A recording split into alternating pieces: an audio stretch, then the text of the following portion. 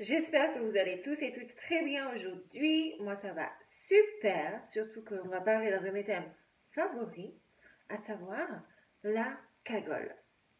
Bon, la représentation de la cagole que l'on se fait habituellement et que l'on a au début du XXIe siècle est le parachèvement du style que j'arbore.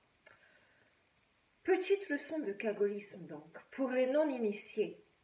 Si vous voulez devenir cagole, il vous faut un teint hâlé. Bon, alors là, vous voyez, j'ai recommencé à bronzer. Depuis ces derniers jours, j'ai attrapé un petit coup de soleil. Donc, j'y travaille, vraiment. Il vous faudra aussi un rouge à lèvres coloré, bien sûr. Il vous faudra des fards pailletés, des ongles manucurés, un parfum sucré, légèrement habillé, il vous faudra être. Il vous faudra porter des talons accentués, une courbe affolée ou affolante. Et vous voilà paré pour une analyse du terme. Hier après-midi, je me promenais dans les rues de ma petite ville adorée et je croisais une classe d'enfants qui se promenaient aussi. Les petites filles étant très heureuses de m'apercevoir, adorablement d'ailleurs, et les petits garçons amusés. L'un d'eux s'écriait tout d'un coup: mais c'est la sœur des Kardashians. Bon, je peux vous dire que j'étais très fière parce que je crois vraiment qu'on peut dire de moi que j'ai le brevet, le diplôme officiel désormais de cette représentation, en étant devenue l'icône exemplaire. Le mot cagole est issu du provençal. C'est un dialecte que l'on parlait encore au début du XXe siècle, dans les années 1900, notamment dans le sud-est de la France. Et il provient du vocable, apparemment, cagoulot, de l'interprétation des linguistes en France, ce qui signifiait à l'époque, ce qui représentait un long tablier que portaient les femmes qui travaillaient à notamment dans des usines d'étiquetage, d'emballage, de dates. Or, ce travail étant très peu rémunérateur, vous vous en doutez, pour ces femmes, et la plupart d'entre elles ne parvenant pas à subsister et à pourvoir à leurs besoins dignement, il y en avait un certain nombre qui se sont résolus à vendre leur corps, qui s'adonnaient donc à la prostitution. En réalité, donc, selon cette interprétation, le terme cagole renvoie à celui d'une femme qui se prostitue. Aujourd'hui encore, ce terme est très largement employé et utilisé pour désigner notamment une femme du Sud, mais pas que, qui affiche une féminité trop prononcée, qui déplaît, contrebalançant avec l'idée que l'on se fait de l'élégance à la française, parabole qui existe encore dans l'imaginaire commun et qui consiste à conférer à la France le monopole de l'élégance et du raffinement. Tiens, c'est très amusant.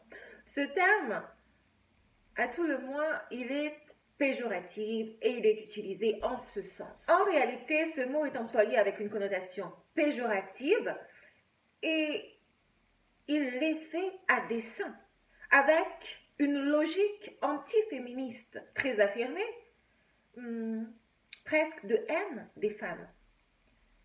Néanmoins, je constate, avec grand étonnement et farouche désolation, que ce vocable est aussi employé par bien des femmes elles-mêmes, à l'endroit d'autres, afin de les disqualifier, de les désigner, de les dévaluer.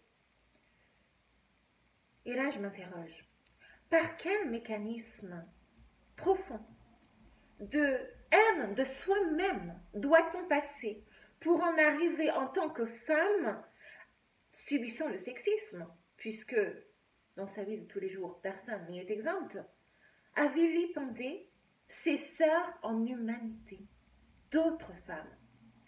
Parce que j'imagine qu'il y a un sentiment grisant du fait de se ranger du côté des oppresseurs, du fait de se ranger du côté du plus puissant, du plus fort dans le rapport de force en présence, à savoir du côté des hommes, les hommes qui sont empreints de misogynie, à tout le moins. Dès lors, de deux choses l'une, soit l'on s'accorde collectivement et l'on se bat pour bannir ce terme de l'espace public, qui est le symbole de la détestation des femmes en tant qu'appartenant au sexe féminin, soit on le reprend à notre compte, on le réhabilite, on le transcende, on le renverse et on lui confère une nouvelle force, on lui donne une nouvelle dignité. Moi, je pense que ça, c'est une très bonne idée. Si la cagole, telle qu'on la définit aujourd'hui, est tant méprisée, détestée, controversée, haïe, c'est peut-être parce que, en définitive, elle est en avance sur son temps, c'est peut-être parce qu'elle a compris quelque chose.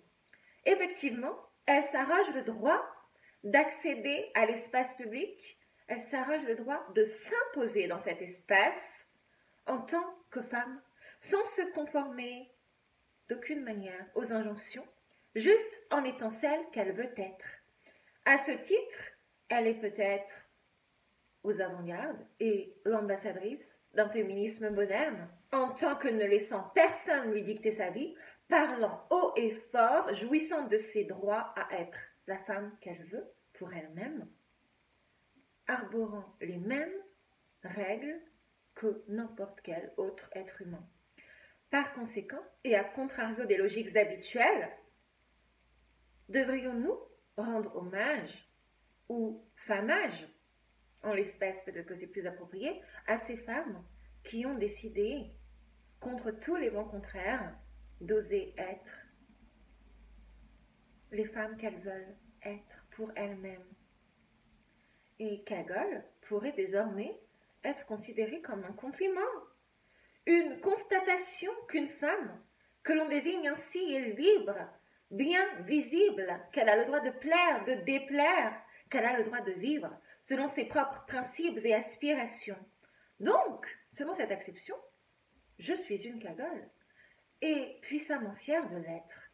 Et j'invite toutes les femmes à embrasser ce côté-là d'elles-mêmes et à en faire l'expérience, à se réapproprier cela et à devenir véritablement des femmes puissantes, libres et fortes.